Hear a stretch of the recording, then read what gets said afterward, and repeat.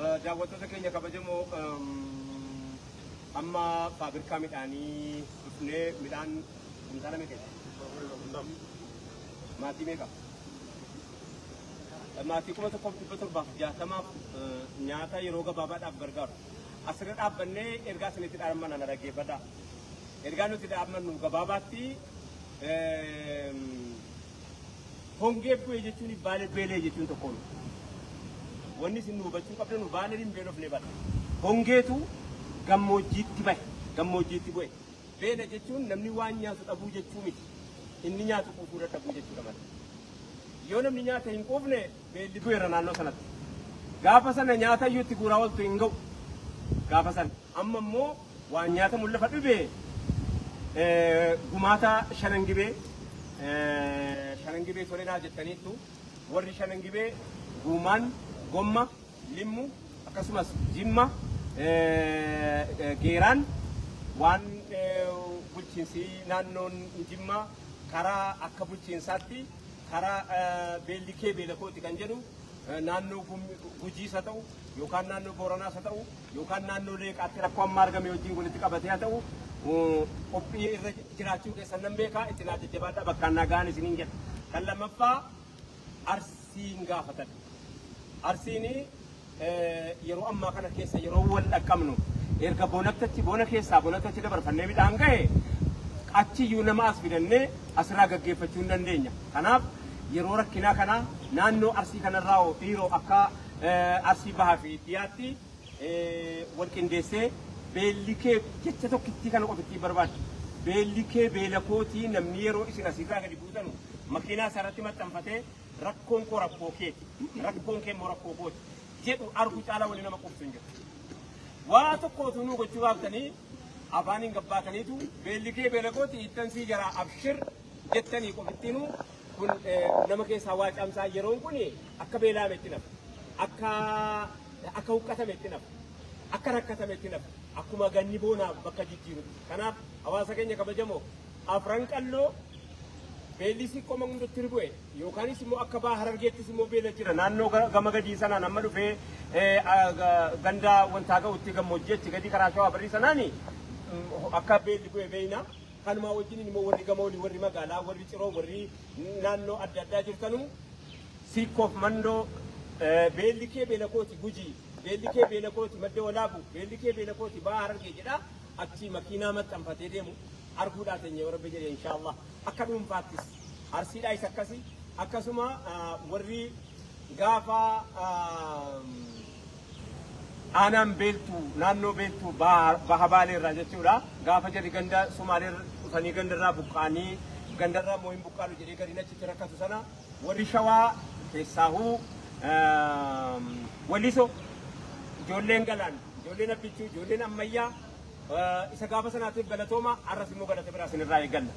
Isa gaafa sana midhaan kumtaala 400 warri nutti kennattanii jennan achi isinii geessinee hawaasni sun arras isin galateeffachuu wajjiniin naannoo sanaa miti naannoon arra beela'e wanni isin beekuu qabdanu naannoo hongeeti amma hongee qofaa miti namtolcheen jira kan nuti harkaan oomishannee harkaan wal buqqaafne jira erga buqqaane immoo hamma duqqaanutti nun eegina hamma dhumutti namni nun eeginaati erga buqqaane hamma duqqaanutti nun eegina buqqa'uu bilqa'uu waawwaani kanaaf hawaasa keenya kabajamoo warri Walisoo warri abbichuu warri galaan warri gamanaa warri gama sanaa warri rabbiin jiidha isinitti kenne hawaasa keessan beellikee beelakootii jedhee makiinaa baanarii kana maxxanfatee achirraa gadi dhufuu gujiin isin eeggatti booranii karaa hongeen itti bu'e isin eeggataa jira akkasumas aanaan madda walaabuu keessaa immoo naannoon dalloo akkuma beekamu raayituutti aansee gama gadii sanaanii gammoojjii naannoo sanaa akkuma beekamu gammoojjiin itti bu'ee gariinis immoo wanti luqqisees gandarraa jechuudha akka qaamaatti fayyaa jiran malee akka lafaatti luqqa'aaras kana beela isaanii bira akka nuu dhaabbattan nuun kabajaaraan isin gaafataa nuti amma akka fakkeenyaatti midhaan nama 1,750 taatu waan isin nutti galatan fudhannee ka'aa jirra fudhannee deemaa jirra madda walaabuutti gad deemaa jirra rabbi nu gargaare hawaasa keenya biyya alaa leeqaan baabbilee afran qalloo Dibee shanan kanan gibee akka magaalattis akka biyyaattis akkasuma warri Lubbaaboor jiidha keessa jirtani wal beeyna jiidha keessan kana yoo gamni tokko si jalaa gogogee jedhe waan tokko si qabu achi teessee gammaduu hin dandeessu jechuudha. Akka hawaasni keetti jiru yoo si agarsiise gudiin ajaa'iba jetta. Kanaaf hunda beeknu hundan dubbannu malee hundan dhiifnu kanas nu beekaa nu hubadhaa hawaasa keessan walii birmachuu aadaa godhannu kana keessa wanti hin barbaadu inni siikoo mandoo jiru leeqaa gargaara inni leeqaan immoo Lubbaaboo inni leeqaan immoo siikoo mandootti gadi ergata waa ofii bakka ofiitii waa qaba waan ta'eef wal keessa inni shanan gibee inni Lubbaaboor yoo inni ergatee jedhe waan kana hin tarkaanfanna inshaallah rabbi nu gargaare tarkaanfachuudhaaf immoo namni wal qabatee tarkaanfataa waliif birmachuun aadaadhuma keenya ta'uu wajjiniin immoo yeroo amma yeroo dirqamaa keessa jirra yeroo galiisi namni gaa wal dirqa yeroo rakkate wal dirqaa kanaaf waa gargaaraa turtanii warri biyya alaa hin dhabneerra hammuma qabu namni harka bare beela'a Oromoon akka jettu harka baran beela'anii kanaaf naannoon kun numa qaba isin qaba waan eegamu hin qabu jechuudha kan biraa akka qaama biraatti akka qaama mootummaatti immoo bakka nu dhayinetti nu gargaara bakka nu dhayinetti nu bira dhaabbadhaa isinis akka bulchiinsaattis xalayaa nu barreessuu keessatti akka eegareefitti deemaa jirra malee biyya isin eegaa jirtan keessaa amma deemaa jirrutti isin warri biyya eegaa jirtan hundi keessanuu nu eeguun isinitti dhaabbadha kan biraa qabda ergaa. Salaamu alaikum warahmatullahi wabarakatuh. Asirraa.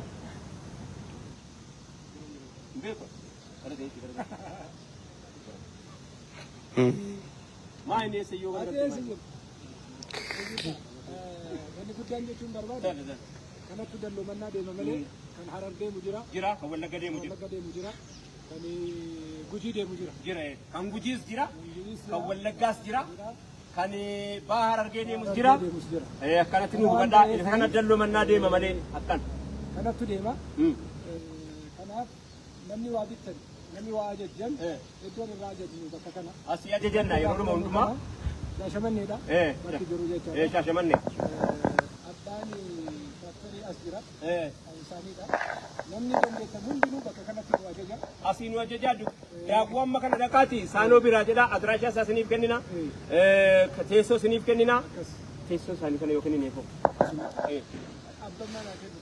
Kottuu kenni namicha abbaan baabirgaa silkii isaa isiniif ta'u bilbilee hamma kana jedhee akkaawuntii isaa irratti galchaa fi nummoo dhumnee feenee isinii galchuun nun dhibu isaan abbaa baabirkaati wanni jedhamu fedhe isiniif hagalu dubbiin bilbila inni amma isinii kennu irratti bilbiltu daakuu kumtaala tokko itti naa kenni kan keenya kophaa hin fudhannu dhiya fudhannu akkatti fudhannu magaazinii qabnaati magaazinii keenya keessaa magaazinii ni nu gumaachetu jiraati kan nu yeroo fidanne keessatti walitti qabannu kan nu yeroo makiinaa bakka adda addaatti arganne finnee keessa dhaabbannu mooraa isaa kana keessa jirra baay'ee nu gargaaraa ture bara darbesi ammas ittuma jira nus asuma dhufne adiraashaa isaa kanaan xaafii midhaan maali daakuu kumtaala hammana hidhaa isanuu ajajaa isiniin jedha an sagalee guddadhee fan isinitti ni gala waraabessi amma sagaleen ga'u yeroo itti leenca sodaachisa.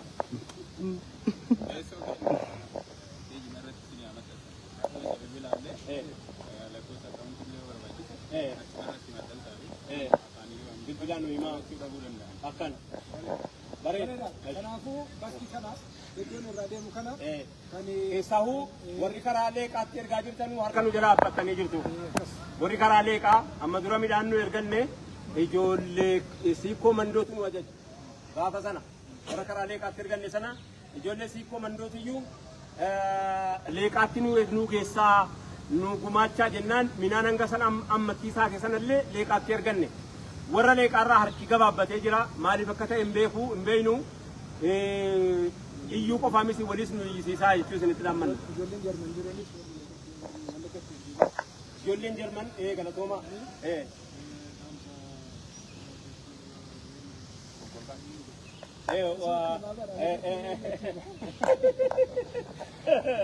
Zalaalam Abarraa Tasfaa karaa Dr. Zalaalam Abarraa Tasfaa